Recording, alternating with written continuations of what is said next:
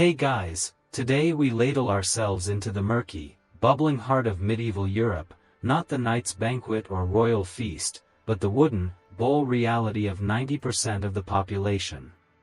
If you have ever thought peas and beans were bland, buckle up, because for centuries, they were not just side dishes. They were survival. We are talking legume stews that simmered through plagues, winters, sieges, and Lent. They fed peasants, monks, soldiers, and yes, even lords in disguise. So, before you get comfortable, take a moment to like the video and subscribe, but only if you genuinely enjoy what I do here.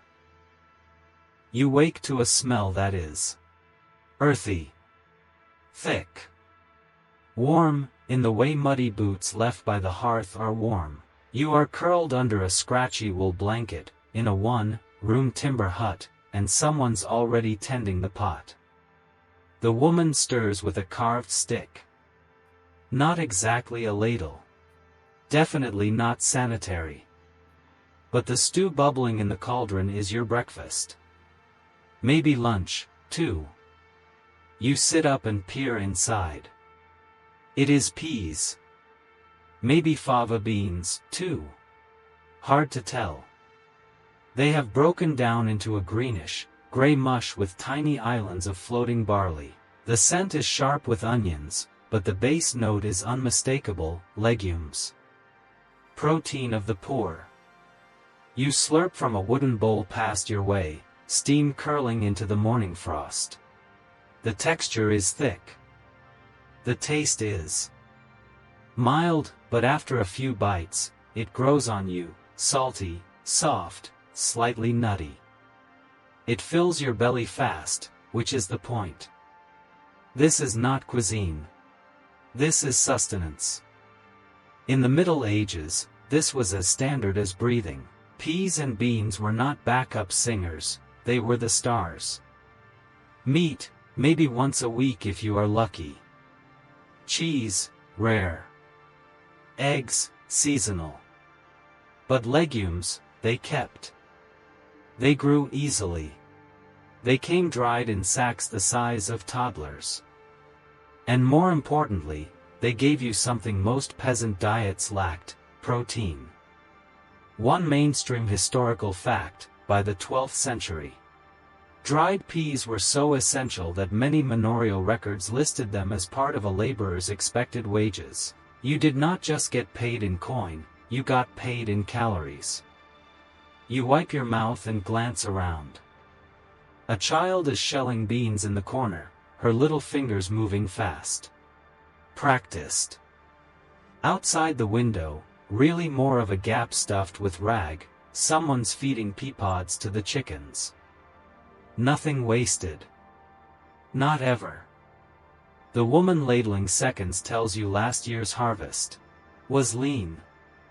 Not a full famine, thank the saints, but close. She added thistles and dock leaves to stretch the stew.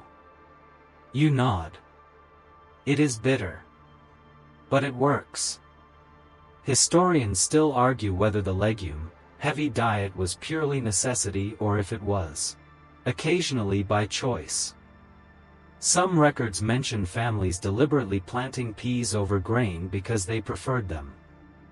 A fringe theory even suggests certain peasant communities believed peas kept the humors balanced during wet seasons. You try not to think about how many bodily humors are allegedly swayed by legumes. You finish your meal. The pot is not empty, but it is clearly meant to last the day. And already, the woman is tossing in more beans to soak, ready for tomorrow. No one claps for it. No one praises it. But you can feel it, the quiet power of peas and beans, doing their daily work in wooden bowls across a continent. And in a world of hunger, plague, and war, that humble little ladle matters more than any sword. The sun's barely up and already you are ankle-deep in mud, trudging between furrowed rows with a canvas sack slung over your shoulder. The peas rattle like dry bones inside. You reach the end of the field, bend your back, and start planting. 1, 2, 3, press them into the soil with your thumb and move on. It is tedious. It is endless. And it is everything. You are not alone. Around you, other villagers work the same rhythm, elbows, knees, hands all moving in a kind of earthy prayer. The smell of churned soil is thick in the air, rich with the memory of rain. A man nearby whistles through a broken tooth while a pair of children drag a wooden hoe behind them, trying to look useful. The village does not grow much, but it always grows legumes. In a world without synthetic fertilizer, peas and beans are a miracle crop. They fix nitrogen in the soil, meaning they restore what grain depletes. You may not understand the chemistry, but you know this: rotate the peas in, and next season's wheat won't starve. It is a quiet magic. This back and forth of fields and fodder. Your stomach owes everything to it. By late morning, you are shifting sacks of dried beans into the storage barn, thick timber walls cool and shaded. You run your hand through a mound of fava beans the size of your thumb, smooth and cool and comforting. These'll be roasted, stewed, mashed, maybe even ground into flour if the grain harvest goes south. And when winter hits, this stash might save your life. One mainstream fact: in manorial crop rotation systems, legumes were often sown in the fallow year to keep the soil useful. This was not by accident. It was basic agricultural science. Centuries ahead of its time, wrapped in folk tradition and dirt, stained tunics. You hear a laugh outside. Someone's dropped a sack, and dry beans scatter like stones.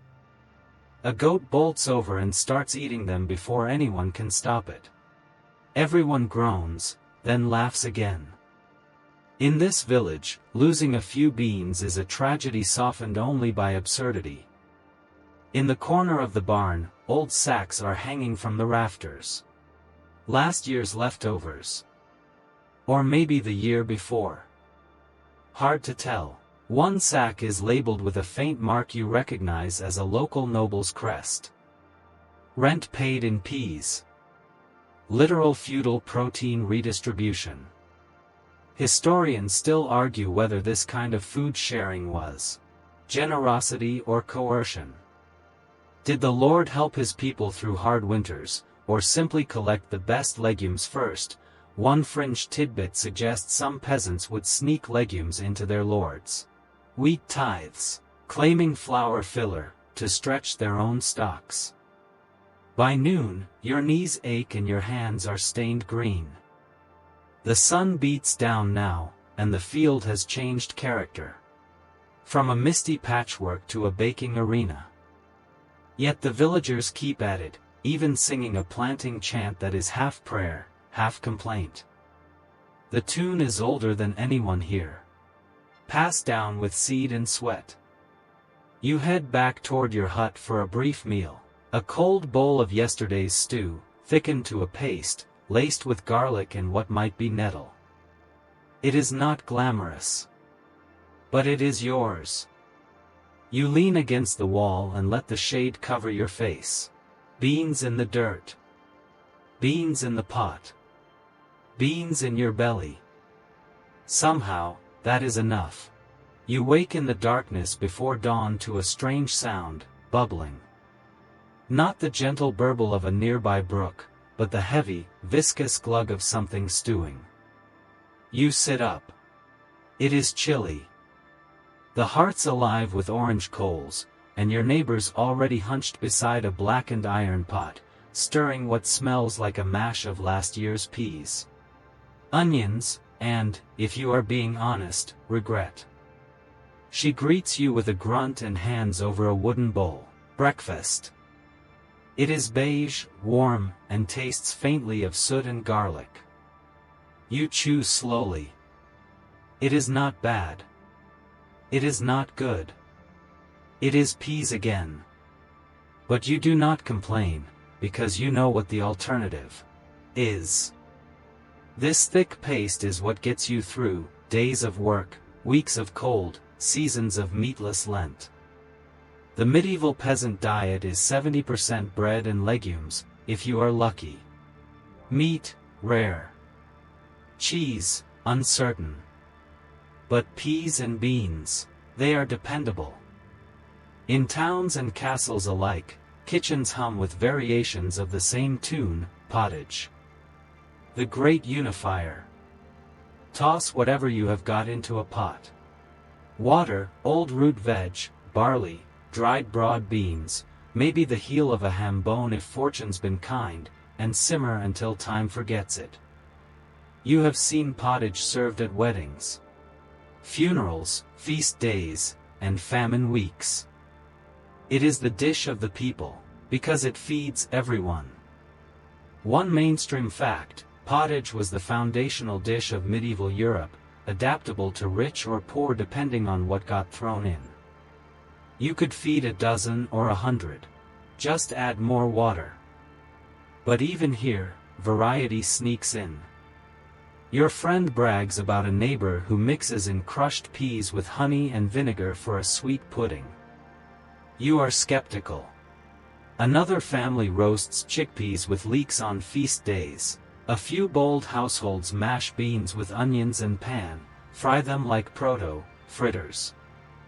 One old woman even claims to have invented something she calls bean bread, mixing mashed peas into rye dough.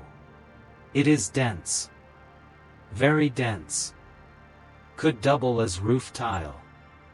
Historians still argue whether these tweaks were signs of culinary creativity or just desperation dressed up. Did medieval cooks crave novelty, or just need ways to trick their families into eating legumes for the 250th day in a row? Hard to say.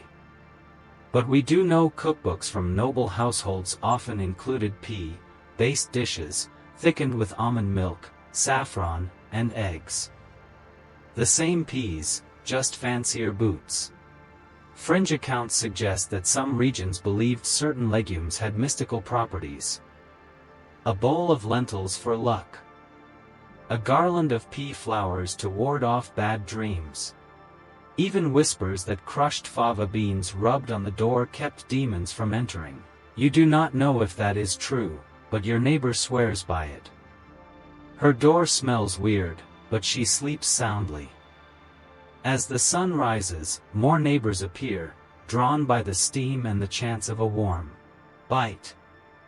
Bowls are passed, stories traded. Someone offers pickled radish as a garnish. Someone else brings ale. The stew thickens. The morning softens. You realize that while the ingredients rarely change, the people do. And somehow, that makes every pot of peas a little different. You finish your bowl and wipe your mouth with your sleeve. No spoons left. Someone's dog licks an empty bowl clean. The fire crackles on. You stand, stretch, and head to the fields. Because guess what you are planting today? The wind whistles through the furrows as you lean on your hoe, wiping mud off your boots with a stick.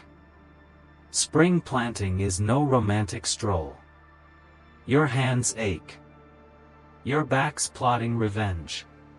And you have spent the better part of an hour poking broad beans into cold, stubborn soil. Still, there is comfort in it. Because peas and beans are more than just food. They are survival insurance. You scan the rows around you. Tiny green shoots of field peas are already fighting their way toward the pale sky. A neighbor curses his luck as his ox pulls crooked furrows. You keep your eyes on the dirt. The medieval field system is no joke. Crop rotation rules the land, and legumes play their part. In the classic field system, one section grows grains, another lies fallow. And the third, often sown with peas, beans, or lentils. Why? Because legumes do something miraculous. they fix nitrogen into the soil. In a world without synthetic fertilizer, that is medieval alchemy. Here's your mainstream historical fact. Peas and beans were not just staple food.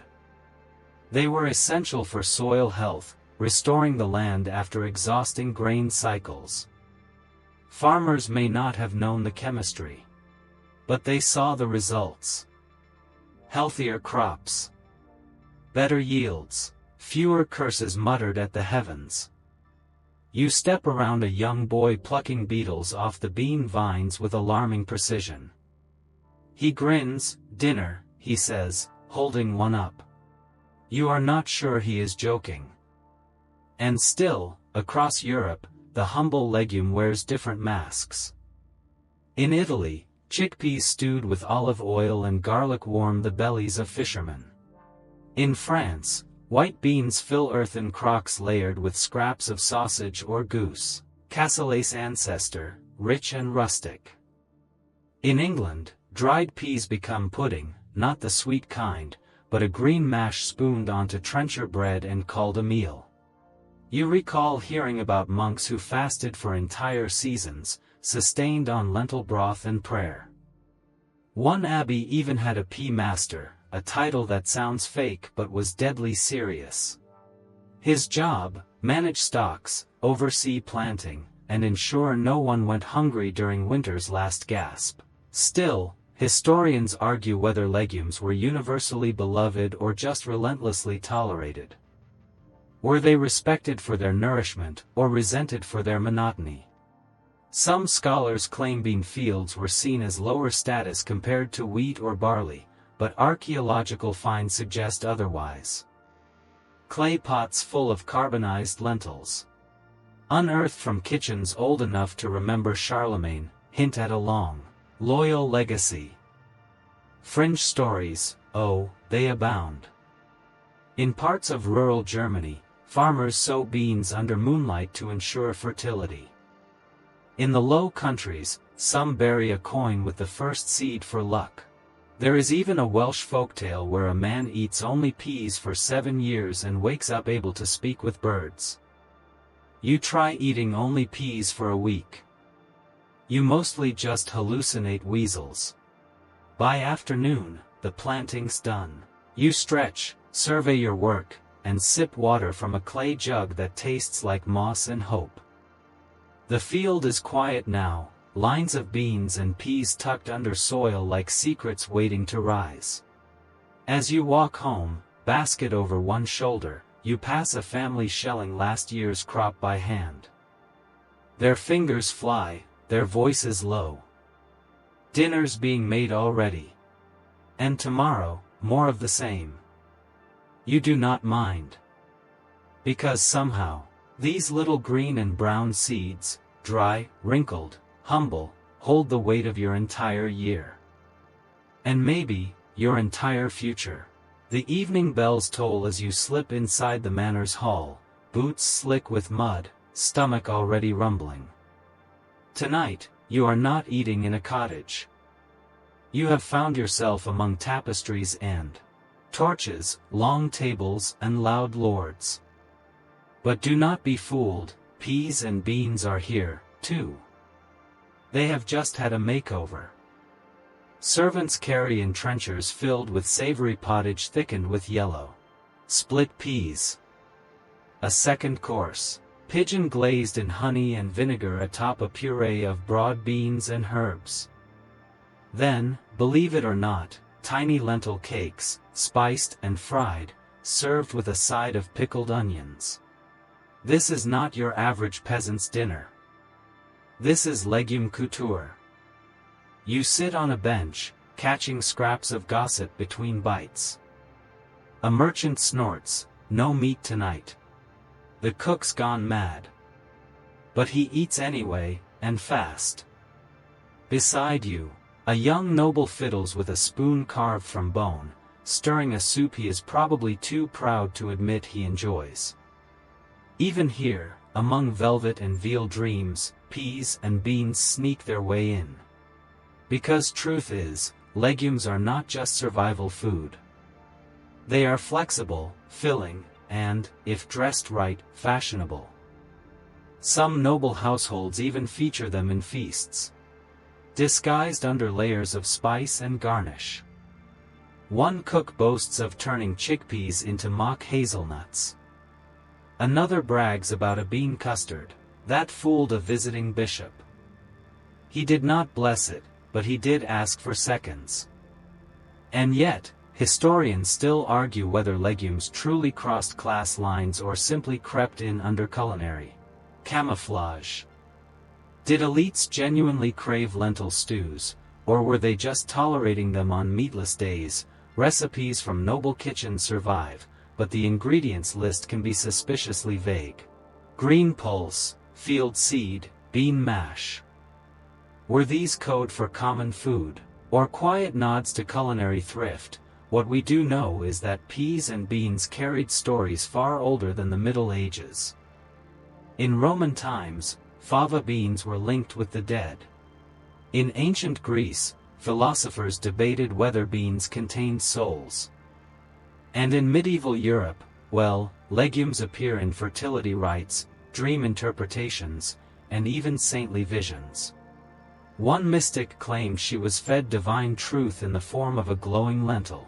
Spoiler, she later fainted. Fringe tales persist. In parts of Brittany, new mothers were fed split pea porridge to restore strength. In some Slavic villages, girls tossed beans onto their roofs to divine marriage luck. A bean caught in thatch meant a wedding. A falling bean, bad news for matchmaking. And you thought dating apps were weird. But more than myth, more than feast or famine, peas and beans offered something rarer: dependability. They lasted. Stored in clay jars, tied in linen sacks, hidden behind dried herbs. If grain failed, if meat spoiled, if money vanished, the legumes endured. They were the plan B, C, and sometimes Z of the medieval pantry. You step out after dinner, full in that slow, warming way. The manor glows behind you, firelight in every window. Down the road, you pass a widow with a pot slung over a fire pit. You smell onions, sage, and yes, beans. Tomorrow, they will be planted again. Or soaked. Or sold. Or blessed. Because in this world, no matter the season or status, peas and beans are more than food. They are patience, preserved. So as the night settles in, and smoke curls from chimney to sky, you realize the quiet strength of these tiny seeds. Not flashy, not fabled, just steady. Generation to generation. Field to fire, spoon to soul. They bridged winters, filled bellies, and held up empires not with grandeur, but grit. Tomorrow's stew may taste like yesterday's, but somehow, that is enough. That is everything. Because peas and beans do not just feed, they anchor. So sleep soundly, friend. The pantry is not empty yet,